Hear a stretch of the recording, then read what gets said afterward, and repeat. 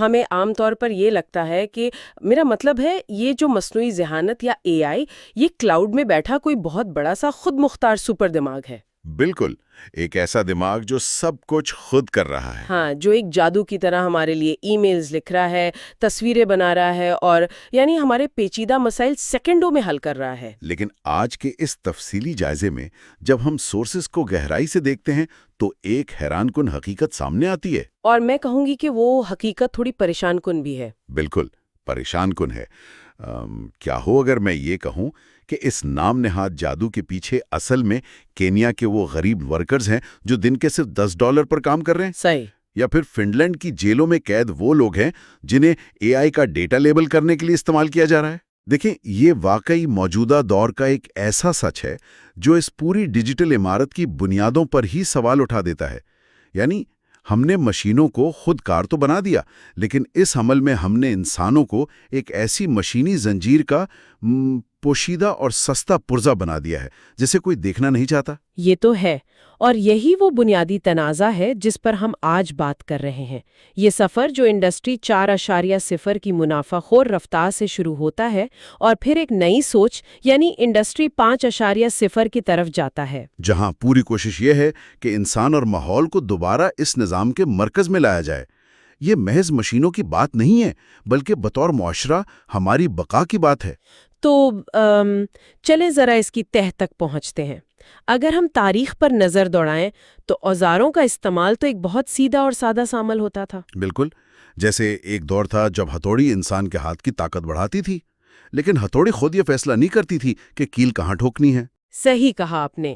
پہلی اور دوسری انڈسٹریل انقلاب سے لے کر کمپیوٹرز کی آمد تک ٹیکنالوجی بڑی حد تک ہمارے کنٹرول میں تھی، مگر سورسز میں جو چیز مجھے سب سے زیادہ چونکا دینے والی لگی وہ یہ ہے کہ ہم نے انٹرنیٹ جیسی ایک شاندار اور آزاد ایجاد کو کس طرح ایک کنٹرولنگ مشین میں بدل دیا۔ یہ واقعی ایک بہت اہم تاریخی موڑ تھا جب JCR لک لائڈر اور ٹم برنرز لی نے انٹرنیٹ کا بنیادی ڈھانچہ بنایا تھا تو ان کا ویژن تو ایک ایسی دنیا کا تھا جہاں معلومات کا آزادانہ تبادلہ ہو۔ یعنی وہ چاہتے تھے کہ ایک عالمی اور مفت لائبریری بنے جو ہر انسان کی پہنچ میں ہو۔ بالکل، لیکن یہ خواب بہت جلد ہائی جیک ہو گیا۔ تصویر میں دو ایسے لوگ آتے ہیں جن کا ٹیکنالوجی سے زیادہ انسانی نفسیات سے تعلق تھا، ایڈورڈ برنیز اور والٹر ڈل اسکاٹ۔ ہاں، میں نے ان کا تذکرہ پڑھا ہے۔ ایڈورڈ برنیز تو باقاعدہ پروپیگنڈا اور پبلک ریلیشنز کے بانی مانے جاتے ہیں۔ ہاں، اور اسکاٹ نے اشتہاری نفسیات جسے ہم سائیکالوجی آف ایڈورٹائزنگ کہتے ہیں اس پر بہت کام کیا۔ مگر ان دونوں کا انٹرنیٹ سے کیا تعلق بنتا ہے؟ تعلق یہ ہے کہ دیکھیں، انہوں نے یہ سکھایا کہ انسانی ذہن کو کیسے مینیپولیٹ کیا جا سکتا ہے۔ برنیز کا ماننا تھا کہ انسان عقلی فیصلوں کے بجائے اپنے جذبات اور لاشعوری خواہشات کے تحت چیزیں خریدتا ہے۔ اچھا، تو جب یہ نفسیاتی اور اشتہاری تکنیکیں انٹرنیٹ کے بڑھتے ہوئے نیٹ ورک کے ساتھ ملیں تو سارا کھیل ہی بدل گیا۔ 100%۔ انٹرنیٹ کا بنیادی مقصد معلومات کی فراہمی سے ہٹ کر انسانی توجہ کو قید کرنے پر مرکوز ہو گیا۔ یہ طے کیا جانے لگا کہ صارف کو اسکرین سے کیسے چپکائے رکھا جائے تاکہ اس کا ڈیٹا اکٹھا کر کے اسے زیادہ سے زیادہ اشتہارات دکھائے جا سکیں۔ تو اس کو اگر ہم ایک تشبیہ سے سمجھیں تو وہ عالمی اور مفت لائبریری دراصل ایک دیواہکل شاپنگ مال میں تبدیل ہو گئی ہے۔ ایک بہت بڑے شاپنگ مال میں۔ ہاں، ایک ایسا مال جس کے دروازے تو ہر ایک کے لیے کھلے ہیں، داخلہ بھی مفت ہے، لیکن اس کے اندر موجود انسان اب گاہک نہیں رہا، بلکہ وہ خود ایک پروڈکٹ بن چکا ہے۔ بالکل، وہ خود ایک پیداوار بن چکا ہے۔ اس کی توجہ، اس کی پسند، اس کے کلکس، سب کچھ بیچا جا رہا ہے۔ صحیح بات ہے۔ اور اگر ہم اسے وسیع تر تناظر سے جوڑیں تو یہی وہ صارف کو بے تحاشا استعمال کرنے والی اور منافع کو ہر چیز پر ترجیح دینے والی ذہنیت تھی جس نے انڈسٹری 4.0 کی بنیاد رکھی۔ مطلب چوتھا صنعتی انقلاب جس کا سارا زور ڈیٹا، کنیکٹیوٹی اور سائبر فزیکل سسٹمز پر ہے۔ ہاں، اور اس کا واحد مقصد سپلائی چینز کو خودکار بنانا اور کارخانوں کی پیداواری صلاحیت کو اس حد تک بڑھانا تھا کہ منافع میں کئی گنا اضافہ ہو سکے۔ اس ماڈل میں اس بات کی کوئی پرواہ نہیں کی گئی کہ اس سے سماجی ڈھانچے یا ماحول پر کیا اثر پڑ رہا ہے۔ اور اسی منافع بخش دوڑ نے ہمیں آج کے جدید AI ماڈلز تک پہنچایا ہے۔ بالکل ایسا ہی ہے۔ مگر ایک منٹ ذرا رکے، یہاں بات واقعی بہت دلچسپ ہو جاتی ہے، کیونکہ جب ہم اے آئی کی بات کرتے ہیں تو عام تاثر تو یہی ہے کہ یہ غیر معمولی تکنیکی چھلانگ ہے، کوئی ایسی چیز جو خود سیکھ رہی ہے، خود سوچ رہی ہے۔ ہاں، جیسے جنریٹو اے آئی، جسے ہم دیکھتے ہیں کہ وہ ہمارے لیے نظمیں لکھتی ہے، کوڈنگ کرتی ہے۔ تو پھر سورسز اسے جادو کے بجائے ایک سراب کیوں کہہ رہے ہیں؟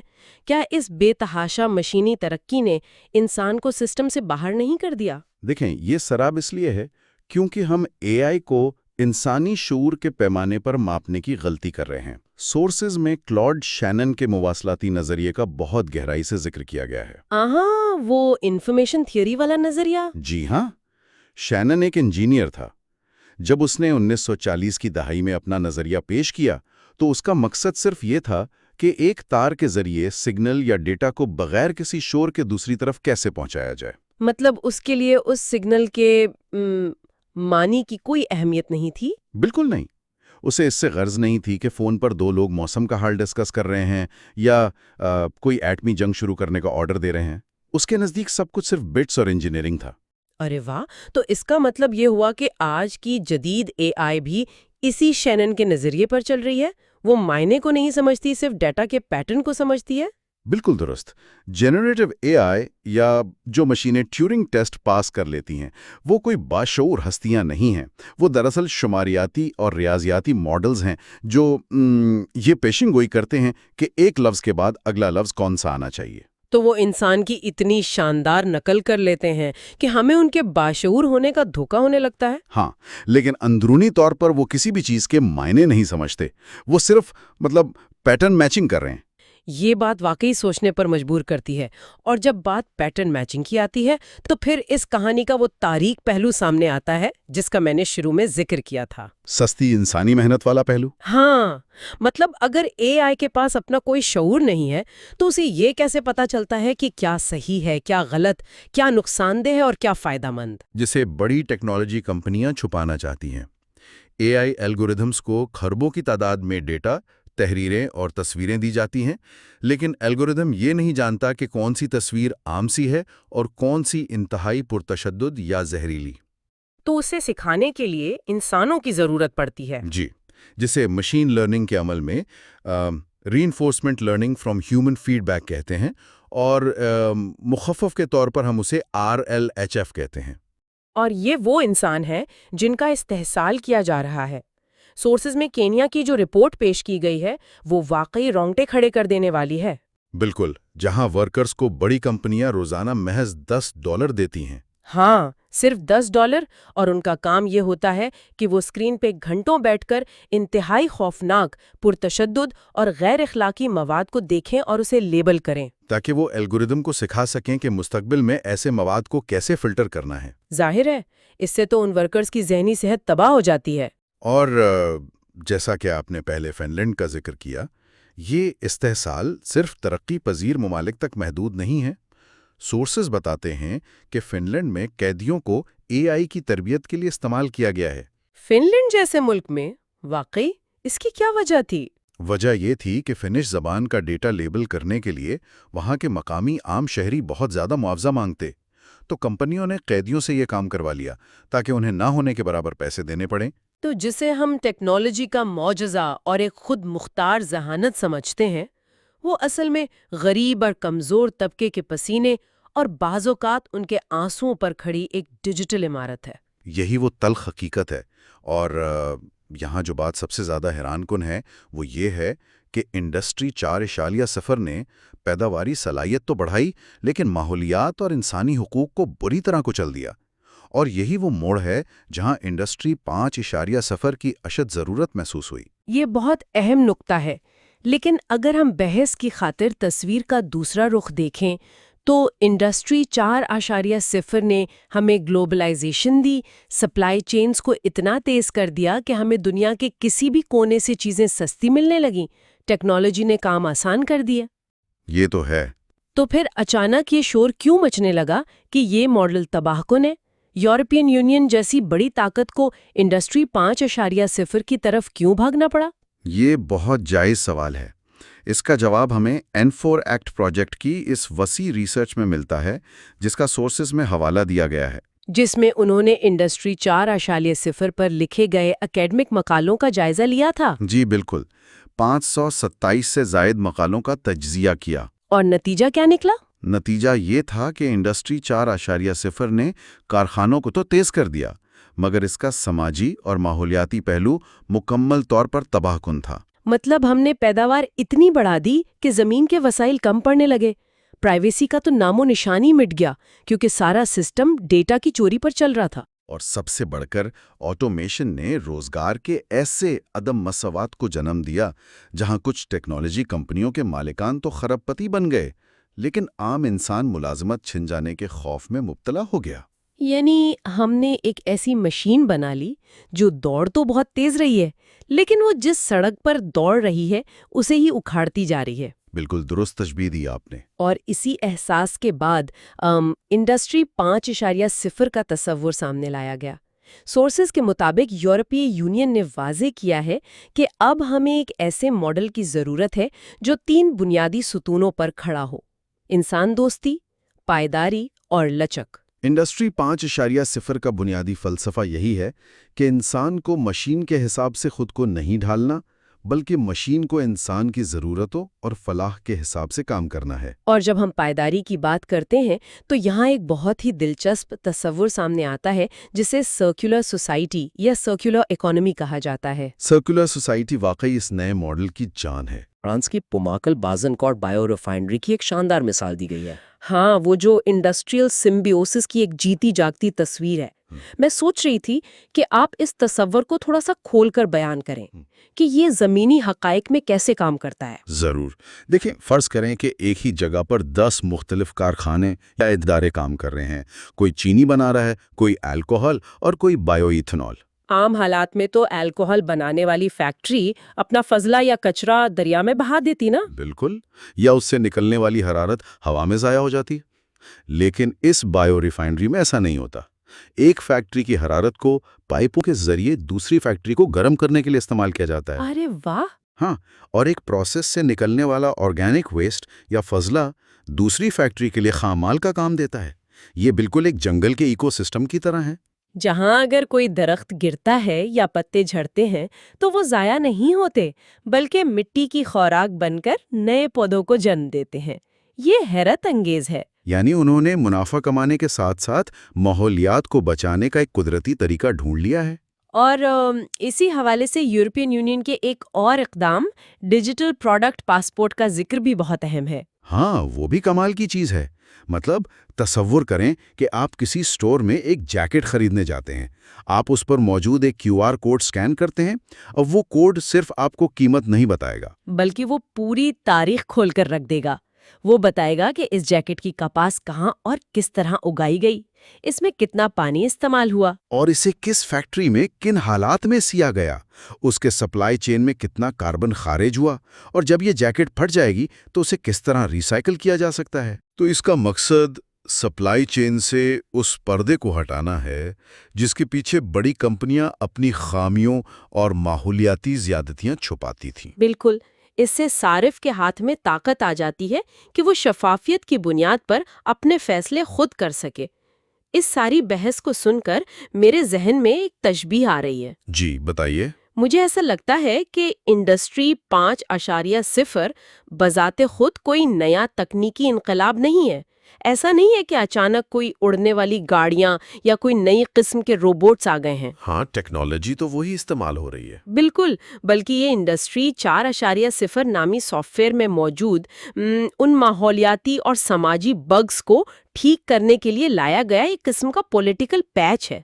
ہم نے دیکھا کہ پرانا سافٹ ویئر انسانوں، معاشرے اور زمین کو کریش کر رہا تھا، تو ہم نے اسے اخلاقیات اور قانونوں کے ذریعے اپ ڈیٹ کرنے کی کوشش کی ہے۔ یہ پولیٹیکل پیچ والی تشبیہ تو بہت ہی عمدہ ہے۔ یہ واقعی ایک پیچ ہے، لیکن دیکھیں، یہ پیچ لگانا اتنا آسان نہیں ہے جتنا کمپیوٹر پر ایک کلک سے سافٹ ویئر اپ ڈیٹ کرنا ہوتا ہے۔ وہ تو ہے۔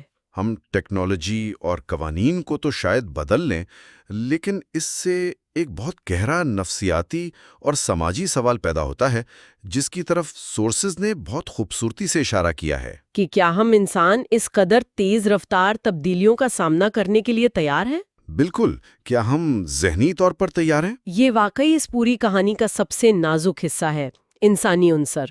سورسز میں اس حوالے سے ایلون ٹافلر اور ان کی 1970 میں چھپنے والی مشہور کتاب فیوچر شاک کا ذکر کیا گیا ہے۔ جی، جس میں 300 سالوں کی تبدیلیوں کا احاطہ کیا گیا تھا۔ سوچنے کی بات یہ ہے کہ 1970 میں جب انٹرنیٹ اور اے آئی کا اس طرح وجود بھی نہیں تھا، اس شخص نے پیشن گوئی کر دی تھی کہ ٹیکنالوجی کس طرح انسان کے ذہن کو مفلوج کر سکتی ہے۔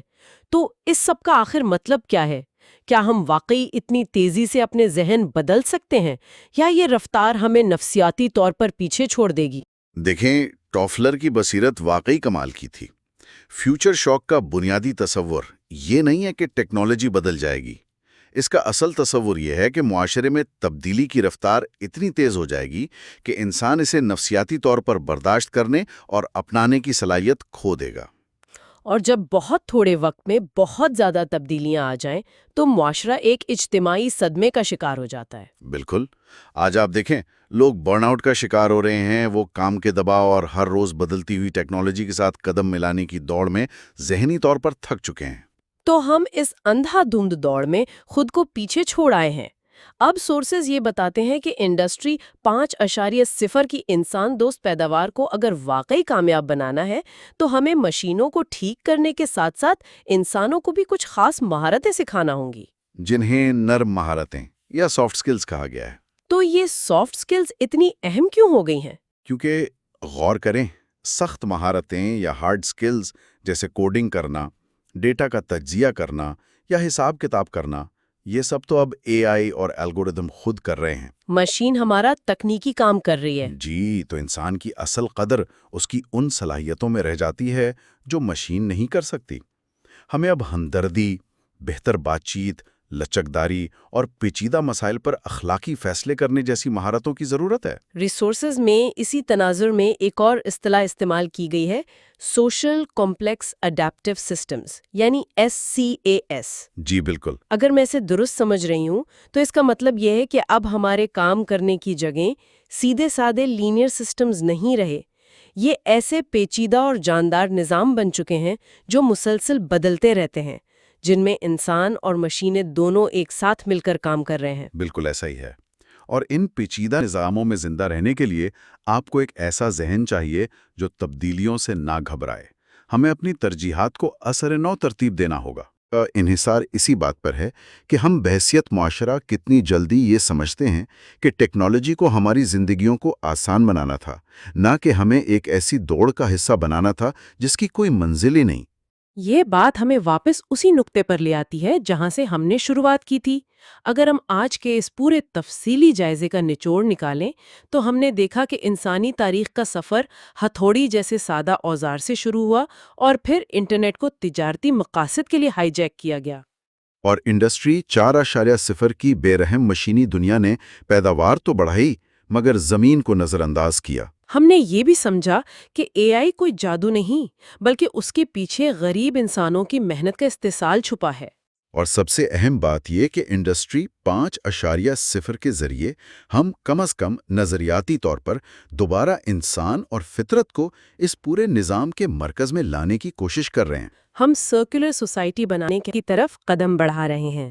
یہ ایک امید افزا تصویر ہے جو ہمیں سکھاتی ہے کہ حقیقی ترقی وہ ہے جو انسان کو طاقت دے، نہ کہ اسے مشین کا پرزہ بنا دے۔ یہ یقیناً ایک زبردست سفر تھا اور سورسز نے ہمیں صورتحال کو دیکھنے کا ایک بالکل نیا زاویہ دیا ہے۔ بے شک۔ لیکن جانے سے پہلے میں چاہوں گی کہ ہم سننے والوں کے لیے ایک نیا چوکانے دینے والا سوال چھوڑ کر جائیں۔ ہم انسانوں کو دوبارہ مرکز میں لانے کی بات تو کر رہے ہیں، لیکن ذرا تصور کریں، سورسز میں ایک انتہائی سنگین خطرے کی طرف اشارہ کیا گیا ہے جسے آٹو پوئسز یا خودکار تخلیق کا نام دیا گیا ہے۔ یہ ایک بہت گہری بحث ہے۔ بالکل، کیا ہو اگر مستقبل میں مصنوعی ذہانت کی الگورتھمز اتنے خود مختار ہو جائیں کہ وہ بغیر کسی انسانی مداخلت کے اپنے لیے خود نئے الگورتھم لکھنا شروع کر دیں؟ یہ واقعی اس پوری بحث کا سب سے پیچیدہ موڑ ہے۔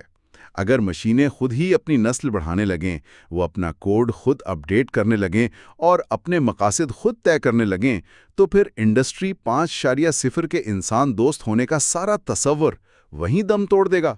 یہی تو سوچنے کی بات ہے۔ اگر مشین کا سارا نظام خودکار ہو گیا تو کیا ہم انسان اپنے ہی بنائے ہوئے اس جدید ڈیجیٹل نظام میں محض ایک فرسودہ لیگیسی سسٹم بن کر نہیں رہ جائیں گے؟ ایک ایسا پرانا پرزہ جس کی سسٹم کو مزید کوئی ضرورت ہی نہ ہو۔ بالکل۔ ہم نے آج کی گفتگو کا آغاز اس ہتھوڑے سے کیا تھا جسے انسان چلاتا تھا۔ ایسا نہ ہو کہ مستقبل میں ہم خود وکیل بن جائیں جسے کوئی اور ہتھوڑی ٹھوک رہی ہو۔